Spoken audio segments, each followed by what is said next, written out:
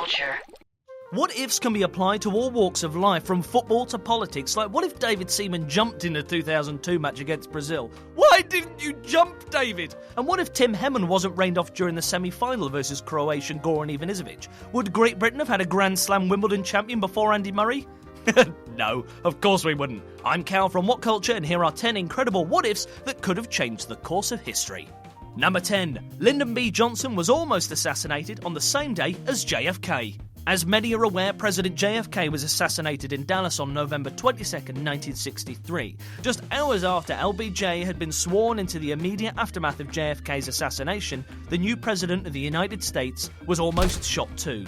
But by who? You're arguably in one of the most secure locations in the world at the White House. With Secret Service on high alert, an agent, Gerald Blaine, was patrolling Lyndon B. Johnson's estate in Washington, and he noticed a figure walking around the corner. Placing his finger on the trigger ready to fire, he suddenly noticed it was an obviously scared President Johnson.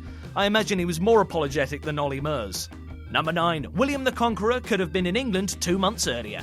October 14, 1066, William the Conqueror led a Norman army to England and defeated King Harold at the Battle of Hastings. However, it could have been completely different. The soon-to-be King William had planned the invasion of England in August 12, 1066. Only strong winds and wet weather delayed him.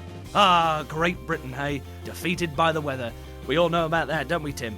The delay on the invasion worked in William's favour, as just weeks before, King Harold's army had just taken a big hit after holding off Viking invasion, leaving King Harold with just 10,000 men, as opposed to the 25,000 that he would have had earlier in the year. Number 8. The British and French empires nearly engaged in a colossal war over Sudan. Both British and French empires were advancing through Eastern Africa throughout the late 19th century. With paths crossing, they almost engaged in a huge war in 1989. However, under heavy pressure from a foreign minister and fearing of an embarrassing defeat due to the superiority and size of the British Navy compared to their own forces, the French withdrew humiliated, but did come out with one positive: the realisation that they need the British and their powerful navy on side should they become entangled in a war with Germany. And we all know how that turned out. Number 7. Abraham Lincoln was nearly murdered before becoming president. Honest Abe nearly didn't make it to office and nearly didn't become one of the most recognisable presidents of all time. During his time as president, he received over 10,000 death threats in just 4 years. But it was the Baltimore plot of February 1861 that came the closest to killing Lincoln. Well, you know, other than the one in the theatre. Despite being assassinated in office, it could have been far different if he had been killed while president-elect, as the US Civil War could have had a very, very different outcome. Slavery may still have been around until much, much later, thus making Lincoln's 4 years in office arguably the most important ever served by a US president. Number 6. The USSR was planning to invade Japan and partition it before the USA dropped the 2 atom bombs. Ever since the USA had joined World War II in December of 1941, they had been bugging the USSR to join the fight at the Far East, but it was not until a week before the Japanese surrendered that the Red Army invaded. The Soviets and the Mongolians invaded a Japanese puppet state in the northeast of China in August 9, 1945, 3 days after the US dropped an atomic bomb on Hiroshima and the same day that the Americans decimated Nagasaki with a second nuclear warhead. The intention of the Soviet leader Joseph Stalin was to partition Japan in the same way that Germany was split west and east. Thankfully, the Japanese surrendered before this could occur, and Japan did not become a hotbed for the Cold War like Berlin did.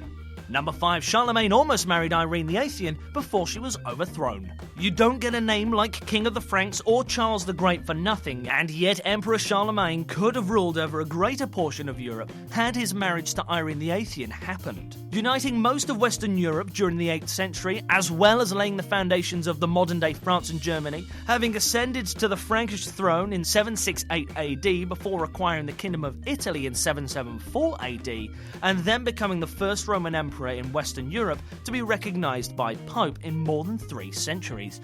Irene's death ensured that he was unable to unify the Western Roman Empire with the Eastern Roman Empire, therefore preventing him from creating the biggest empire ever. Number 4. If shots had been fired during the Cuban Missile Crisis, an atomic World War III would have broken out. The 13-day-long confrontation between the USA and the USSR lasted from October 14 until October 28 and arose out of the conflict over the Soviet Union deploying ballistic missiles in Cuba, which was just 90 miles off the coast of Florida. With the USA having embarrassingly failed during the Bay of Pigs invasion of Cuba the year previous, President JFK wanted to make a point that the US of A would not be bullied. Despite negotiations trying to prevent World War III, it was simply one shot away from destroying the planet. Number 3. Emperor Napoleon would have invaded Australia if the British had not defeated his navy at the Battle of Trafalgar.